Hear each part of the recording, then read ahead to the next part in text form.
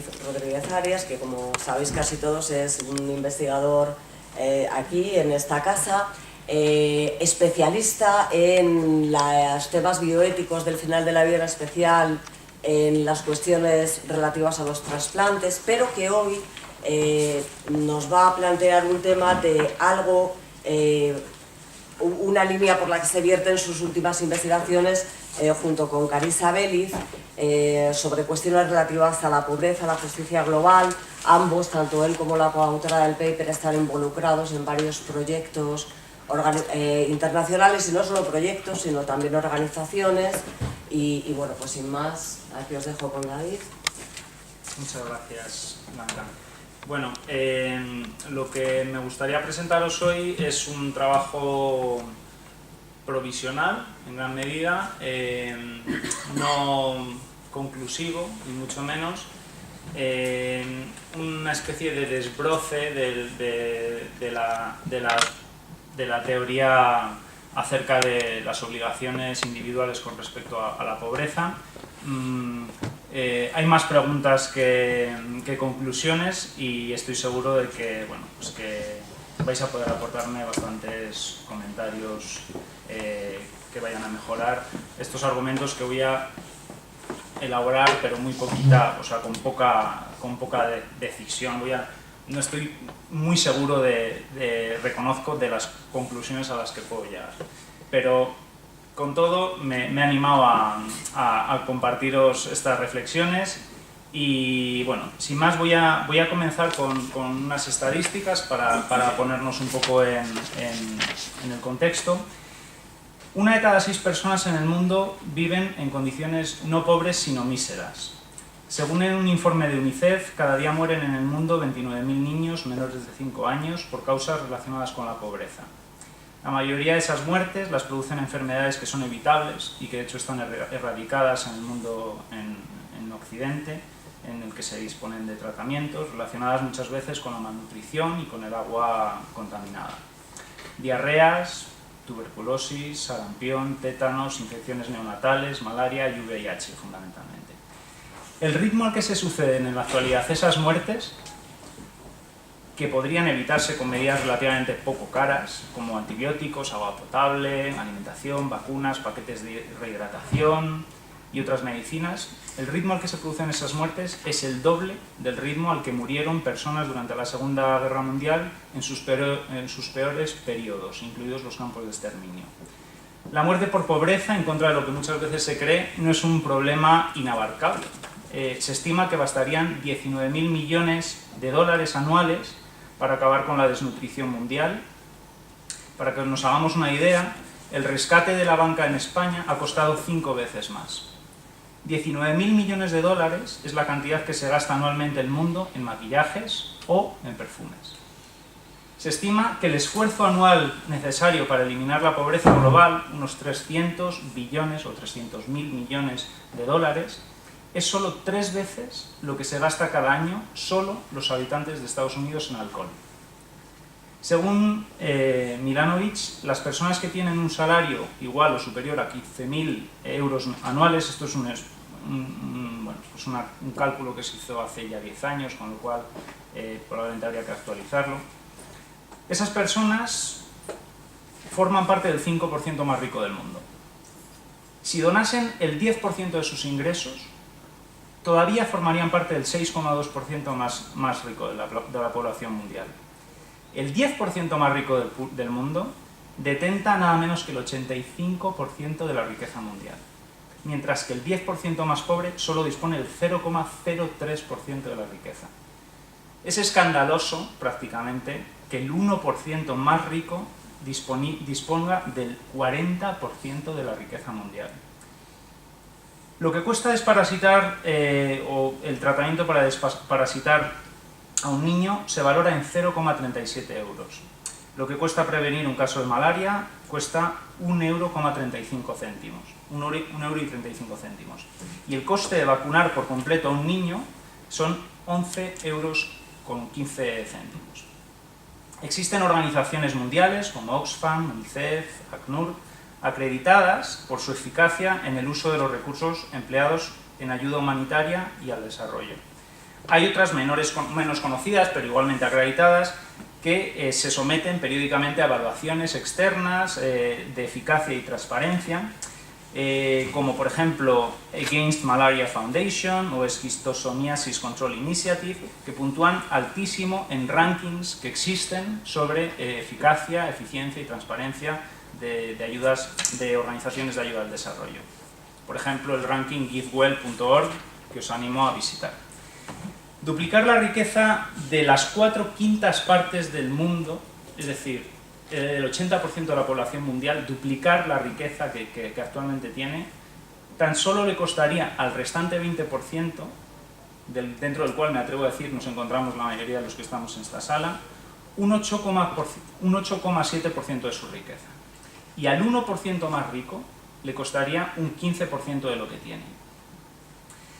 Una razón que las personas a veces aducen para no donar dinero a organizaciones eficaces y fiables de ayuda contra la pobreza es que esa ayuda debería ser gestionada por los estados, por los gobiernos, y pagada con impuestos. Bien, España ha recortado este año el 49% de la ayuda oficial al desarrollo.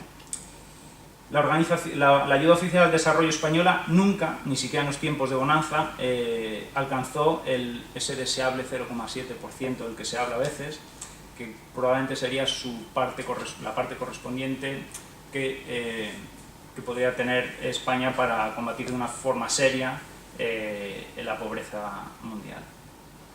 Y desde luego nunca se ha acercado a los índices de ayuda al desarrollo que tienen otros países como Suecia u Holanda, que no siempre han sido economías mucho más fuertes que la española, que superan mucho, con creces, ese 0,7.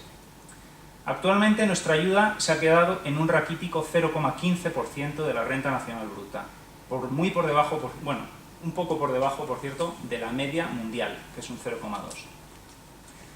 Cabría esperar que quienes estiman que la responsabilidad de combatir la pobreza es estatal y no individual, que por lo menos esas personas ejercieran presión democrática cuando sus gobiernos adoptan decisiones con un impacto cuantificablemente funesto para tantos miles de personas.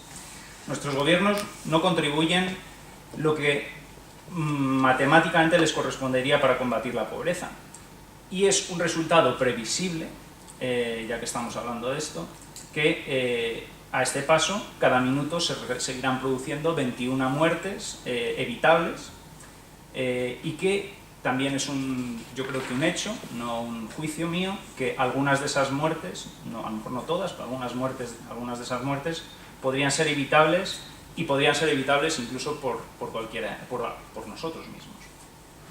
La pregunta que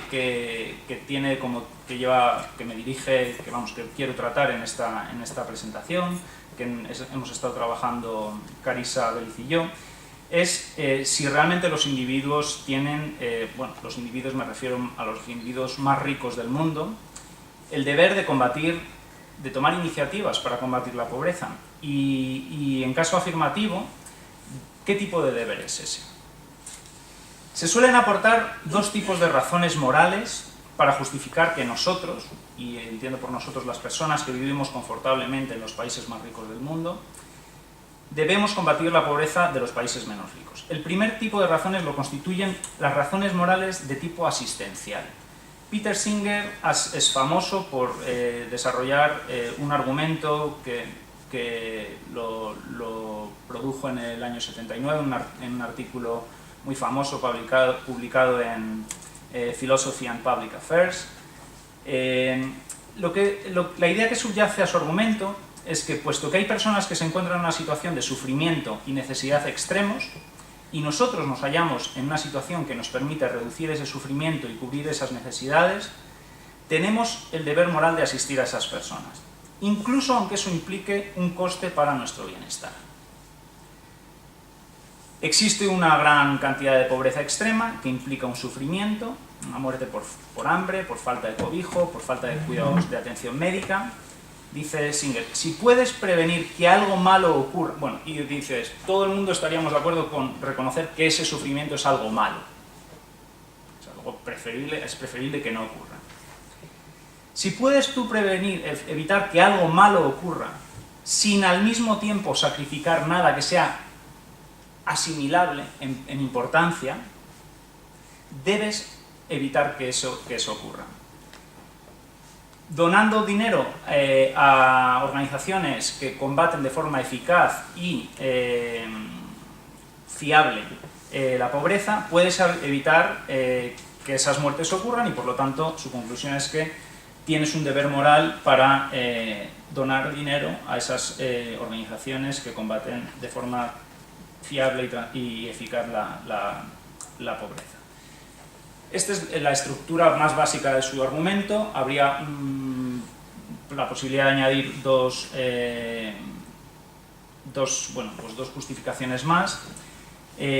Una sería que los países del mundo están actualmente son más interdependientes y está está a nuestro alcance tener un impacto directo sobre esas circunstancias. En realidad no ocurre como hace un siglo, que nuestra capacidad para influir de forma positiva o negativa al mundo es lejana. Realmente la distancia que nos separa de esas personas que están muriendo es la distancia que hay entre mi mano y el ratón de mi ordenador. Por lo tanto, la distancia geográfica ha dejado de ser un argumento para no donar, según Singer. Y por otro lado, el hecho de que muchas personas se encuentran en mi misma situación que yo con respecto a la pobreza no reduce mi obligación mis responsabilidades con respecto a las personas. Sigue siendo un resultado previsible que las personas van a morir si yo no hago algo. Esto sería un poco el argumento de Singer. El segundo tipo de razones morales está basado en la idea de contribución. Thomas Pogge es el filósofo más representativo de esta versión. Su tesis es que tenemos el deber de aliviar el daño que sufren los pobres de los países menos desarrollados porque hemos contribuido a crear ese daño. O bien porque estamos contribuyendo a perpetuarlo, o bien, aunque no lo hemos creado ni a lo mejor tenemos una implicación directa en ese daño, somos beneficiarios de ese daño sistemático que se repite a lo largo de los años.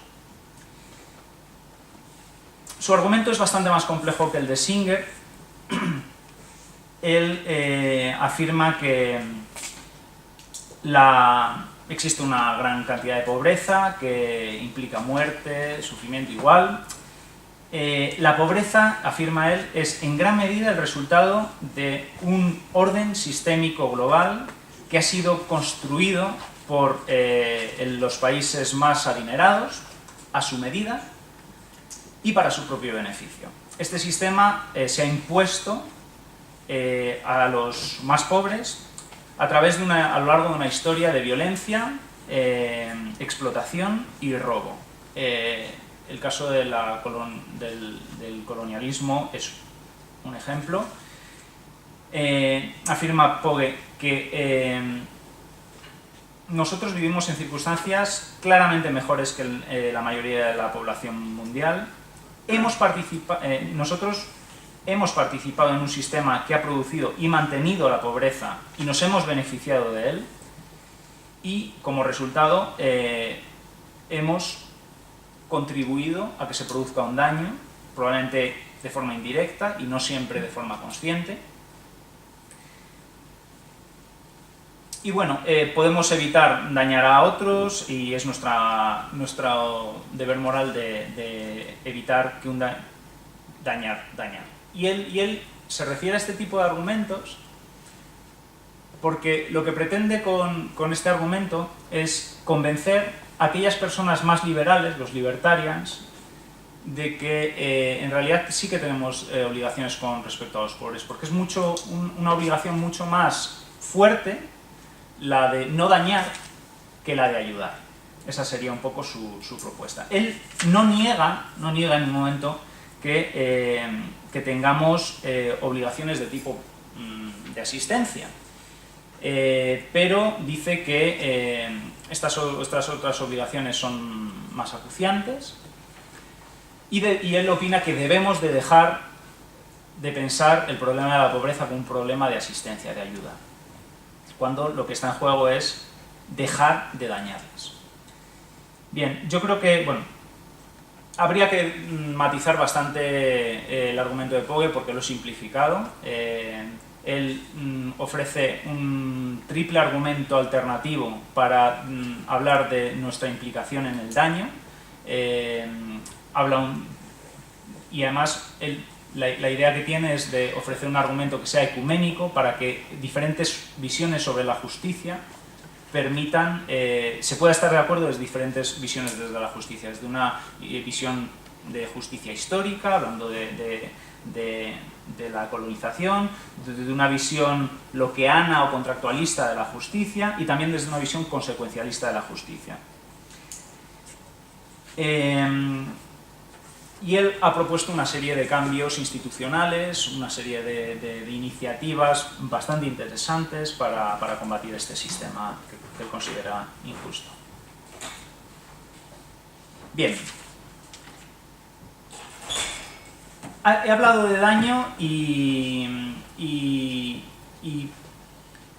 creo que merece la pena cualificar lo que entiendo por daño. Bien, me voy a referir a daño en esta presentación como sinónimo de carencia severa que implica un debilitamiento necesario del bienestar o una insatisfacción de ciertas necesidades básicas.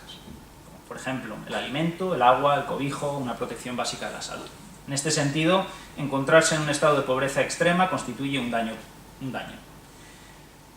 Es interesante señalar que a pesar de que un daño puede existir, aunque no haya ningún agente que lo cause, por ejemplo, hay víctimas que sufren los daños causados por un terremoto, se suele entender como relevante a la hora de determinar el deber moral de atender a ese daño, o de eliminarlo, de compensarlo, de aliviarlo, la vinculación previa o presente del agente en la causación de ese daño. Y a esto es a lo que se refieren los deberes negativos o la supuesta distinción entre deberes positivos y negativos. Dos creencias son frecuentes en el discurso moral y político acerca de los deberes. En primer lugar, la creencia de que uno y otro tipo de deberes son claramente diferenciables. Y en segundo lugar, la asunción de que existe entre unos y otros una jerarquía. Los deberes negativos tienen sobre los positivos una prioridad, y esto sería algo que compartiría Pogge. Se consideran más importantes y más vinculantes. Dar de comer a quien está desnutrido, u ofrecer atención sanitaria a quien está enfermo, u ofrecer alojamiento a quien no lo tiene, se clasifican como deberes positivos o asistenciales. Ahora bien, generalmente se considera que no alcanzan el rango de importancia y de prioridad de que gozan otros tipos de deberes, como el de no matar, o no agredir, o no violar, clasificados todos ellos como deberes negativos. Llamaría a esta creencia tradicional, en filosofía moral y política, la tesis de la preponderancia de los deberes negativos. Dicha tesis establece que es posible distinguir ambos tipos de deberes y que los deberes negativos son más vinculantes, en el sentido de que imponen obligaciones cuyo incumplimiento es más grave, moralmente. Lo que me propongo defender es que esta tesis es cuestionable. Voy a explorar los posibles fundamentos de esa distinción y también los posibles fundamentos de la preponderancia de unos deberes sobre otros.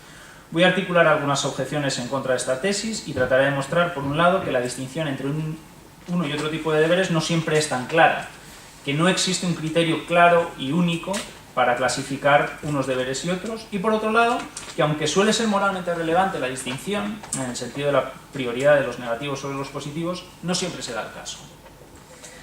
Por tanto, la tesis que me gustaría defender, ya veremos si lo hago, es que esa idea tradicional de que los deberes negativos son prioritarios a los positivos se debe a que generalmente sirven para proteger daños mayores. Los deberes negativos generalmente sirven para proteger daños mayores, para evitar daños mayores. En el caso de la pobreza global, en el que el daño que se sigue de no cumplir con uno u otro deber es máximo, entiendo, la prioridad de un tipo de deberes sobre otro puede mantenerse, tal vez, pero creo que es meramente marginal. Es gradual la diferencia entre la prioridad de un deber sobre otro, y creo que el daño que se evita en un caso u otro, la diferencia es marginal. Bien. En primer lugar, un primer presupuesto de la distinción es que los comportamientos activos se pueden distinguir fácilmente de los comportamientos omisivos. Esto, bueno, en ética aplicada, es una tesis que estamos acostumbrados a cuestionar.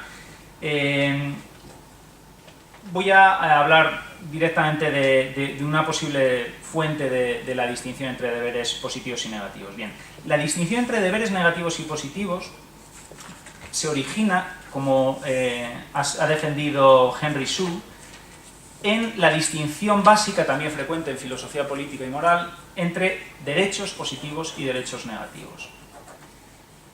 Aunque dice Henry Shue,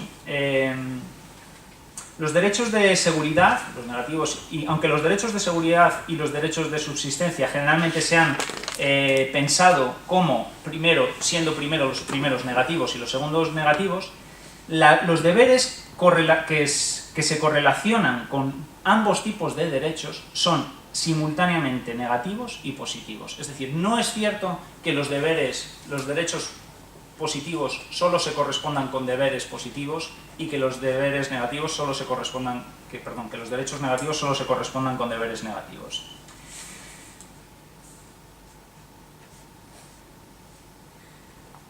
La distinción, bueno, este argumento lo ha retomado Chechu Osin en un artículo de 2008 titulado Tomando en serio los derechos de bienestar, y en ese artículo Chechu Osin ofrece varios argumentos que debilitan la distinción entre derechos negativos y derechos positivos, debilitando de paso la supuesta distinción normativa que se supone que tienen en el sentido de la prioridad de los derechos negativos sobre los positivos.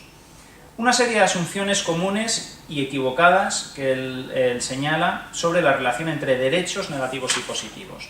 Primero, la creencia de que los derechos negativos son más fundamentales para el disfrute de un mínimo de bienestar que los positivos. Bueno, un contraejemplo de esto es el derecho a recibir socorro, que es absolutamente esencial para la supervivencia, o el derecho a la alimentación. Otra creencia errónea. Los derechos negativos, a diferencia de los derechos positivos, no requieren acciones ni prestaciones por parte del Estado. Su satisfacción, además, se dice, es más barata.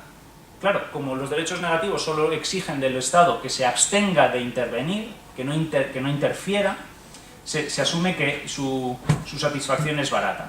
Por el contrario, la satisfacción de los derechos socioeconómicos, que generalmente se asumen como derechos positivos, siempre requiere de acciones, lo que hace que su satisfacción sea más costosa para el Estado y para los otros individuos. Esto es otra creencia que es cuestionable. Hay nuevamente contraejemplos. La satisfacción de los derechos negativos sí a veces requiere de acciones y de prestaciones, como la existencia de un sistema que administre justicia, es el ejemplo que pone Chechu Osin. No se puede decir tampoco, y por cierto que la administración de la justicia no es necesariamente barata, no se puede decir tampoco, a priori, que la satisfacción de los derechos negativos es, que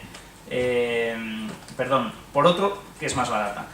Por otro lado, la satisfacción de los derechos socioeconómicos muchas veces solo requieren de la ausencia de injerencia por parte del Estado. Es un ejemplo de esto el derecho a huelga, o en algunos casos el derecho a la protección del medio ambiente, o incluso el derecho al descanso y al disfrute del tiempo libre. Y no es cierto que garantizar este último derecho sea particularmente costoso tampoco.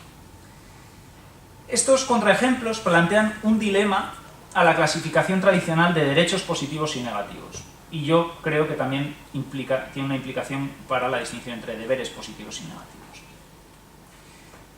En realidad nos dejan estos contraejemplos tres opciones. Primero, si queremos mantener el criterio, es decir, la idea de que lo que convierte un derecho en positivo o negativo es el carácter asistencial o simplemente de no interferencia, entonces nos vemos obligados a abandonar la idea de que los derechos socioeconómicos son siempre positivos.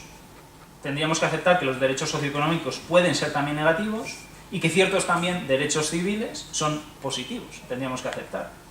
Otra alternativa es que si queremos mantener la idea de que los derechos negativos son aquellos que se definen como más importantes. Si queremos establecer como criterio de distinción la preponderancia de unos sobre otros, debemos aceptar que es irrelevante el papel que el Estado juegue para su satisfacción.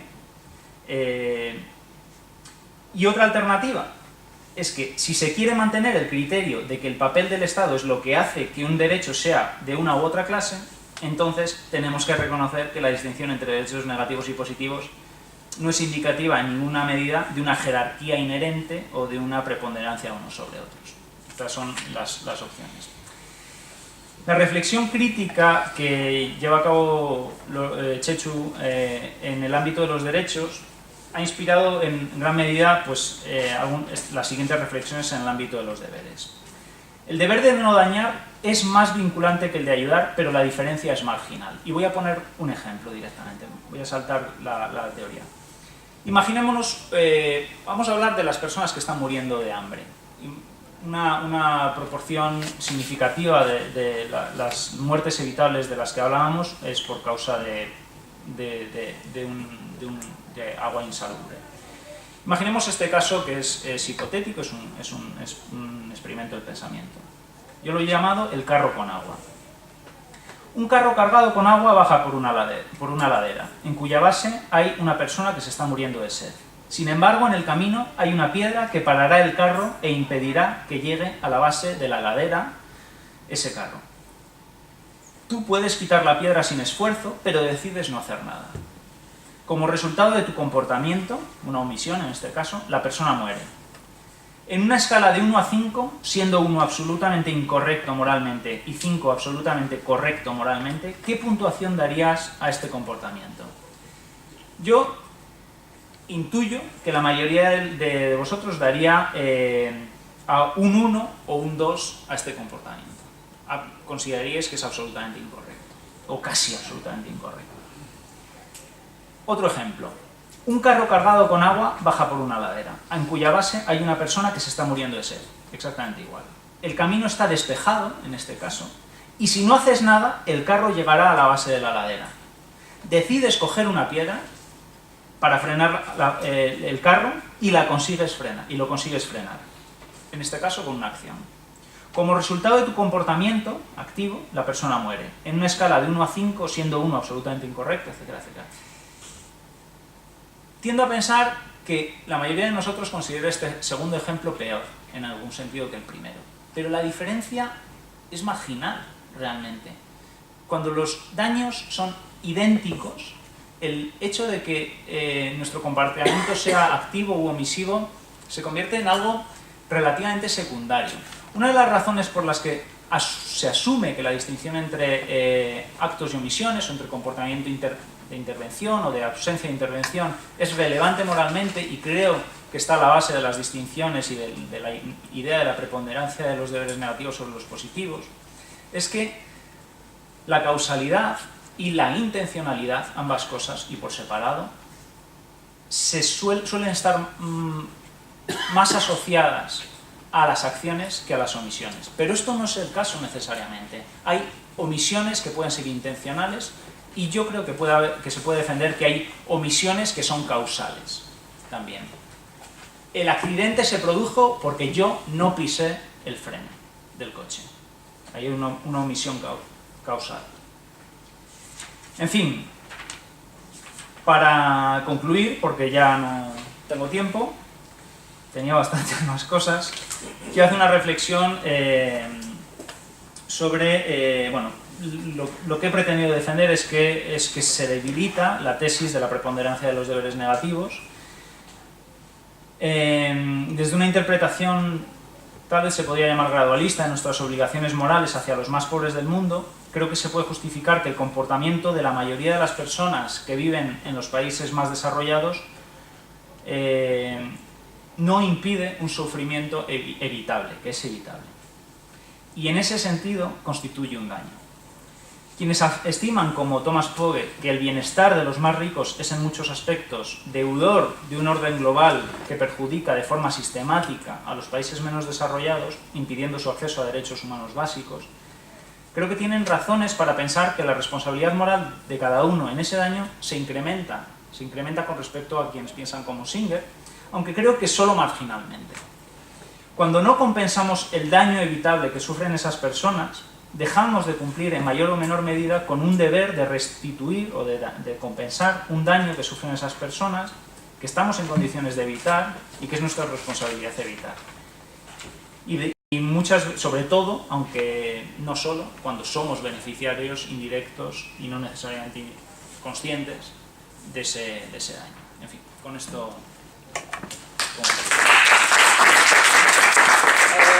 Bueno, vamos fatal. Lilian, tú eres la primera. Se me ocurre una razón por la que, o por lo menos esta es la respuesta que creo que habría que contestar para avalar la tesis que tú quieres defender, que es romper la distinción en el caso de las acciones y las omisiones, respondiendo por qué en el caso de las omisiones uno no se pregunta por qué yo. Porque creo que el problema, quiero decir, cuando surge la cuestión de ayudar a la gente y decimos el gobierno o la sociedad en su conjunto, o pongámonos todos de acuerdo, es que en la omisión no está clara la agencia. Es decir, la cuestión de dejar de quitar la piedra suscita la cuestión de ¿por qué yo? Mientras que la cuestión de poner la piedra es ¿por qué yo? Jolín, pues ¿por qué la has puesto tú? Entonces creo que la pregunta que hay que responder, digamos, es la cuestión de la responsabilidad en el sentido de ¿por qué yo? ¿Puedo hacer todas seguidas? Si las hacéis todas seguidas, por favor. Lorenzo. Bien, yo creo que has omitido una de las consideraciones que se han formulado en la filosofía política y jurídica para fundamentar la obligación de ayuda, que es la participación en el bien común. Eso yo no lo he oído en nada de lo que se ha expuesto. Un viejo principio reformulado por el solidarismo francés y que lo vincula a un principio de reciprocidad, esencial en el ámbito jurídico. John Fuller hizo de él incluso un principio transjurídico de vinculación de todos los miembros de una sociedad, humana o no humana, por lo cual el beneficiario de la sociedad, todos somos lo que somos gracias a la sociedad, que hemos vivido, que nos ha enseñado, que nos ha dado incluso la vida, y la reflexión más profunda, que viene de Vitoria, por supuesto, cuando habla de la humanidad como una república universal, de que esa sociedad a la cual nos debemos, a la cual debemos lo que somos, no es solo la de nuestros conciudadanos cercanos, sino la humanidad. Y como contrapartida a lo que hemos obtenido de ella, unos más, otros menos, tenemos la obligación de contribuir al bienestar, al bien común, no solo de nuestra pequeña nación o de nuestra pequeña comunidad, sino de la República Universal. Sí, tú. Pero, disculpa, es que no conozco tu nombre. Yo quería formular simplemente una consideración marginal. Hablando desde la teoría del derecho penal, desde la matemática penal, al menos nosotros los penalistas tenemos claro, que a lo mejor desde hace 200 y pico años, que no existe una correlación entre lo que llamamos acciones y omisiones, que es cierto, pues una terminología ambigua, y habría que ver cómo definimos qué es una acción y qué es una omisión, con lo que sea la diferencia entre el deber de no dañar y el deber de ayudar. Es decir, que no existe una correlación y que precisamente en la medida en que no existe una correlación es como tenemos acciones que infringen el deber de no socorrer y omisiones que infringen el principio de no dañar. Precisamente por eso creo que la vía de argumentar la diferencia entre acción y omisión en este camino no es fructífera. La preferencia entre deberes de no dañar, deberes negativos y deberes positivos, deberes de auxilio, su prioridad, la prioridad de los primeros, está bastante claro en términos funcionalistas. Entonces, no a todo el mundo le compete todo. Frase clave de toda esta cuestión: mi quién entienda al Estado. Por supuesto, es cosa mía y solo mía, y eso tiene que ver con lo que se señalaba anteriormente, que ni mi cuerpo, ni mi coche, ni mi casa, ni mi carro, ni mi fábrica, ni el contexto profesional que me te daña a ti. Sin embargo, existe una competencia concurrente general acerca de los deberes de auxilio, que por cierto son infinitamente más limitados con respecto a los objetos que se pretenden salvar. No existe un deber de auxilio patrimonial, estrictamente patrimonial. Precisamente por eso tenemos acciones y omisiones, tenemos la comisión por omisión, tenemos que la madre que no alimenta a su bebé, le mata y daña y comete un atentado contra la obligación de no dañar, y que cometo una omisión de auxiliar, es decir, un atentado contra el deber positivo de colaborar con otro para auxiliarme, exactamente igual. Si no le abro la puerta cuando está persiguiendo una jauría de perros y viene hacia mí, y resulta que necesita salvarse llegando a mi casa, o si le cierro la puerta a mí. Por ello, y este era mi planteamiento, quizá estos tres planos que hemos visto, acción y misión, deberes de no dañar frente a deberes de auxiliar, y derecho positivo, derecho negativo, son tres planos cuya interrelación es no determinante. Y de hecho, tú mismo planteabas que se ha cuestionado muy hondamente que deba haber una correlación biunívoca entre deberes positivos y derechos positivos, deberes negativos y derechos negativos. Pablo, lamento mucho, pero no te voy a poder dar la palabra, y a ti te voy a pedir que llevamos media hora de retraso, odiadme, yo os compensaré, puesto que os hago un daño, estoy dispuesta a compensaros después, pero David, por favor, contesta con una frase y luego te cedo la palabra a ti, que eres ponente, y luego seguimos discutiendo esto durante el café. David, una frase. Siento, Pablo, que no te haya dejado yo tiempo para hablar. Yo quiero agradeceros los comentarios, me parecen muy útiles, sinceramente. Un poco, bueno, aparte del de Lorenzo, que como siempre me da muchísimo que pensar, y tengo que pues, reflexionar sobre cómo se puede hablar de reciprocidad, por ejemplo, entre un individuo y la sociedad. No son entes análogos, no sé, pero me parece, claro, que falta esa parte. Yo creo que ambos argumentos, tanto Poe como Singer, parten de un modelo liberal, individualista, que es otro modelo que el que tú estás pensando, y por lo tanto yo creo que es limitado la visión que tienen. Con respecto al tema de la agencia y los diferentes planos, creo que existe un campo todavía a desbrozar en la definición de lo que se entiende por derechos y positivos y negativos y deberes positivos y negativos. Todavía no tenemos claro, los autores ni siquiera se ponen de acuerdo al definir cuál es el criterio que distingue unos de otros, porque algunos sí hablan de la modalidad del comportamiento, de su carácter activo o omisivo, mientras que otros hablan de la distinción entre no ayudar y asistir. Perdón, de no dañar y asistir. Entonces, me parece que, bueno, pues la agencia moral, pues no sé qué decir, pero vamos, que sí, que lo veo como un problema que hay que tratar. Gracias. Muchas gracias. Pues Pablo, ven aproximándote.